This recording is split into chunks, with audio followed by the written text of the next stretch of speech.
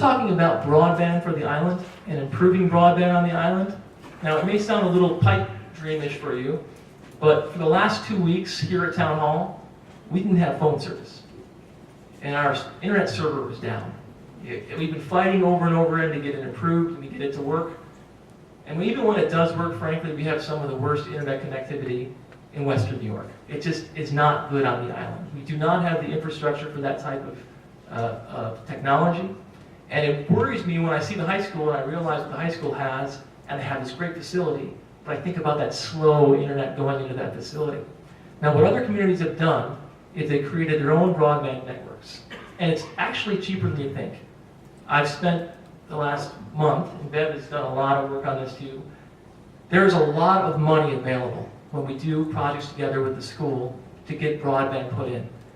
The current governor is very supportive of broadband. He realizes United States broadband access is among the worst out of any developed country right now. We're half the speed of countries like Japan and South Korea. So it's something we need to look at. Can we get our schools, can we get our town buildings and facilities hooked up to better private internet connections? And I think it's something we can do. The first step will be a feasibility study. It's something we can look at. But I think this is a reality, and if we want our kids to be competitive, and if we want our town to be competitive, it's something we need to take seriously.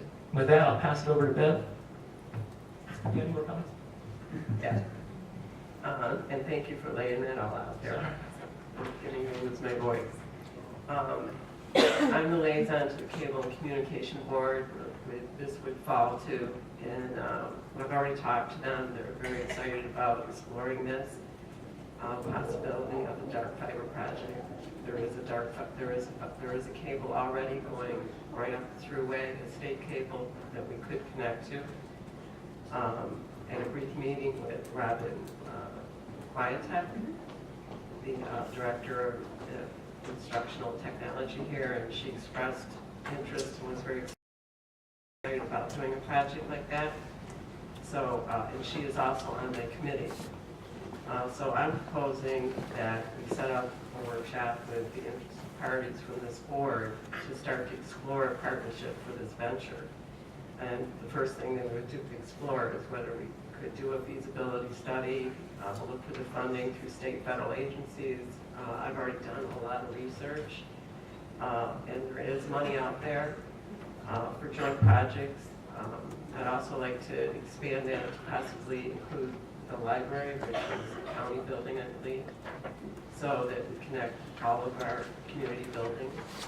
And in a feasibility study, I'm sure you all know, we'd be looking for goals for building the broadband network, identifying stakeholders, develop asset lists, collect data, identify potential partners, and how to fund the broadband project. And so there's a couple of leads we already have on different people that do these sort of feasibility studies, but that'll all be open for discussion.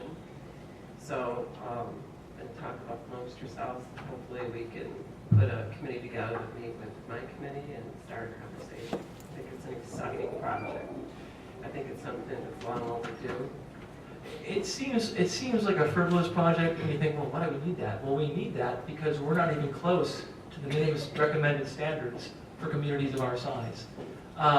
And Bev, the Cable Communication Advisory Board, it's been kind of dormant for a while.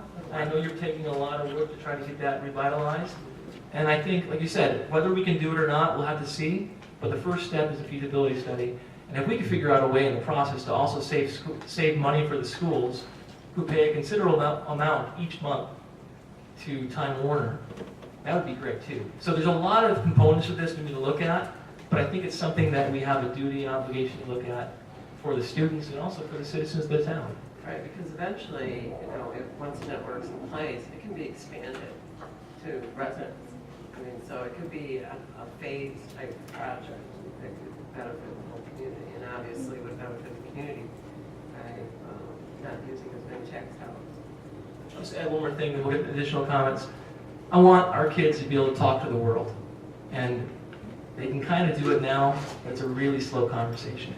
If we can speed that up with distant learning and share some of the things we're doing in the high school, I think it'd be fantastic. Are there any other comments on this or questions about it? Two questions. Yes, sir. First is, it sounds like this would be a joint activity between the two, town and the school. Is that Yes. correct? Right. And the other question is, when you say money available, is that at low interest loan, or is that? There's a lot of grant money available. Okay. And there's also matching funds available. I mean, we're just getting into this right now, but the current governor is all over it. I mean, there's PowerPoint after PowerPoint he's put out. He's encouraging towns to do this and to take this. And a lot of towns are working on it right now. I mean, there's other towns that have already taken steps to do this or have already completed the projects. And if you look at, if you live in the reality I live in right now where the phones don't work at town hall, it really is almost a necessity. I mean,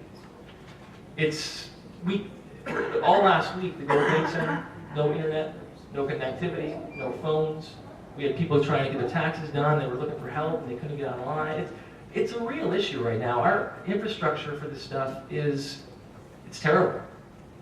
It's really not good, especially the phones and the internet in some parts of the island.